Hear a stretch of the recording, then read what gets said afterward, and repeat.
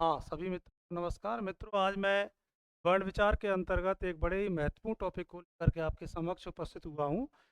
मैं प्राणत्व के आधार पर व्यंजन ध्वनियों के विषय में पूछ लिया जाता है। प्राणत्व के आधार पर व्यंजन ध्वनियाँ 2 प्रकार की होती हैं, अल्पप्राण एवं महाप्राण। अब आप देखिए, मोटे तौर पर व्यंजनों का विभाजन 3 प्रकार से किया जाता है। एक है स्पर्शी व्यंजन, दूसरा अंतस्थ व्यंजन और तीसरा है ऊष्म व्यंजन।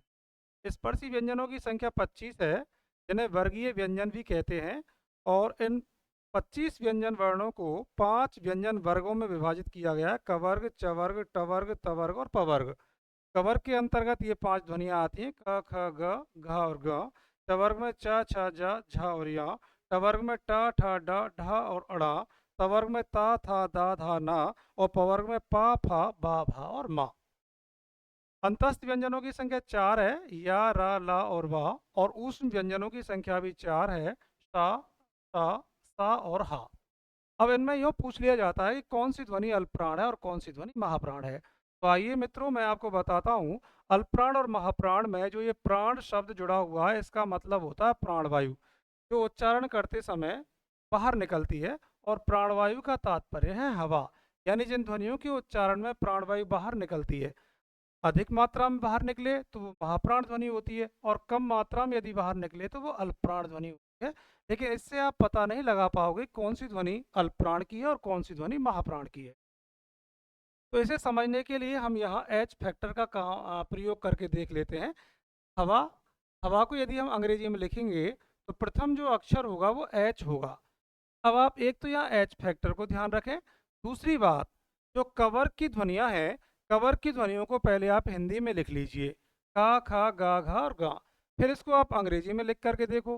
का के लिए के का प्रयोग हो रहा है, खा के लिए के एच का प्रयोग हो रहा है, गा के लिए जी का प्रयोग हो रहा है, और घा के लिए जी एच का प्रयोग हो रहा है। तो अड़ा के लिए एन का प्रयोग हो रहा है। अब आप यहाँ यूँ देखिए कि कवर की कौन कौन सी ध्वनियाँ ऐसी हैं जिनको अंग्रेजी में लिखने पर एच का प्रयोग हुआ है। तो मित्रों, जिन ध्वनियों के साथ में एच का प्रयोग हो रहा है, आप उन्हें महाप्राण ध्वनि समझें। इसका मतलब ये हुआ कि कवर की दूसरी और चौथी ध्वनियाँ ऐसी हैं जिनको अंग्रेजी में लिखने पर एच का प्रयोग हो रहा है। इसका मतलब कवर की दूसरी और चौथी ध्वनियाँ महाप्राण हुई। अब इस बात को आप याद रखें कि जब कवर की दूसरी और चौथी ध्वनि महाप्राण है, तो फिर सभी वर्गों की दूसरी और चौथी ध्वनियाँ क्या होंगी? महाप्राण की होंगी। तो ये तो बात हो गई इन 25 व्यंजन ध्वनियों की, जिन्हें हम वर्गीय व्यंजन भी कहते हैं। तो दूसरी और चौथी ध्वनि महाप्राण की हो जाएगी। अब दूसरी बात, अंतस्थ ध्वनियाँ हैं। अंतस्थ ध्वनियों में कोई सी भी ध्वनि ऐसी नहीं है जिसको अंग्रेजी में लिखने पर एच का प्रयोग हो। इसका मतलब ये महाप्राण ध्वनियाँ नहीं है, ये अल्पप्राण ध्वनियाँ होंगी। अब बात आती है ऊष्म ध्वनियों की। तो देखिए मित्रों, ऊष्म ध्वनियाँ हैं शा, सा और हा। ये चारों की चारों ध्वनियाँ एक साथ ही जाती हैं, चाहे ये महाप्राण में जाएं, चाहे ये अल्पप्राण में जाएं। अब हमें निर्धारण ये करना है कि ये अल्पप्राण में जाएंगी या महाप्राण में जाएंगी। तो आप प्रथम ध्वनि से ही पता लगा लीजिए। ये तालव्य सा है, इसको यदि आप अंग्रेजी में लिखेंगे तो एस एच का प्रयोग होगा। इसका मतलब एच का प्रयोग हो रहा है, तो समझो ये जो समूह है ऊष्म ध्वनियों का, ये महाप्राण ध्वनियों के अंतर्गत जाएगा। अब बात क्लियर हो गई होगी। अब हम एक प्रश्न के माध्यम से आपकी समझ देखते हैं कि निम्न में से अल्पप्राण ध्वनियों का समूह कौन सा है। तो आप देखते चलिए। टा को अंग्रेजी में लिखेंगे टी का प्रयोग, ढा को अंग्रेजी में लिखेंगे तो डी एच का प्रयोग हो गया, ला को लिखेंगे एल का प्रयोग, भा को लिखेंगे तो बी एच का प्रयोग हो गया, मा को लिखेंगे एम का प्रयोग, ना को लिखेंगे एन का प्रयोग, शा को लिखेंगे तो एस एच का प्रयोग, और या को लिखेंगे तो वाई का प्रयोग। इसका मतलब ये है कि पहला जो विकल्प है इसमें एक ध्वनि अल्पप्राण की है लेकिन दूसरी ध्वनि महाप्राण की आ गई, और हमें देखना है अल्पप्राण ध्वनियों का युग्म कौन सा है।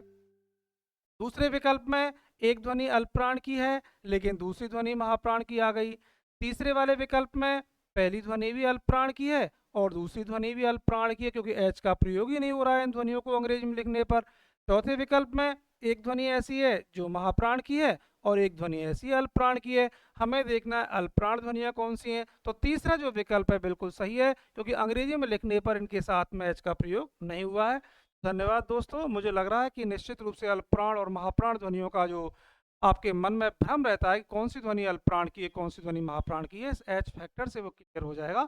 और इसी प्रकार के छोटे छोटे वीडियो देखने के लिए आप हमसे जुड़े रहिए। हाँ, थैंक